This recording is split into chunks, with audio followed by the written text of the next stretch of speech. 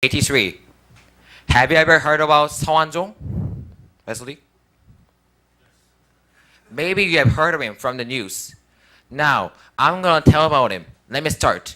On April 9th, Sewanjong, Foreign National Assembly, and owner of Gyeongna Enterprise, killed himself and left one memo. This memo left a shockwave to the nation. 8 political figures who took bribes from him were written in it. According to the song said, when he was under the persecution investigation, he made recasts covering up the suspicions of him. Being rejected by all the politicians, he finally revealed a list named Sewanjong list. So to speak, he wanted to take revenge on them by sparing the memo. The highest profile figure among them is a former prime minister. He faced a charge of receiving illegal election campaign fund during the by-election in 2013. He was pressured to recede from his position by public sentiment, so he left his office. The prosecutor's office says the first target is the incumbent governor of South Gyeongsang Province. He was initially summoned to the office on May 7th. Prosecutors called him earlier than our expectation, in account of trying to hide traces of the crime. He said he is innocent entering the office. Then, they issued a citation to the Prime Minister.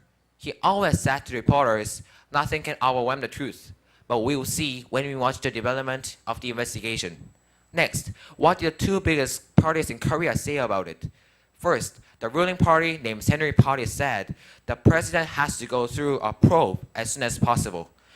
Next, the opposition party named Saejeongji Democratic Union said that the Blue House organized a special inspection to inspect this incident. However, I want to look at this affair in a different way. Many people believe that it is true. However, what if it isn't true? And what if he released this note just to disgrace them? I have two reasons for thinking it might be false. First, there is references to bribes by Chief Presidential Secretary and the Prime Minister. Second, Sung said he had retained his status to offer the bribes. However, the amounts of kickbacks are too small to be accepted.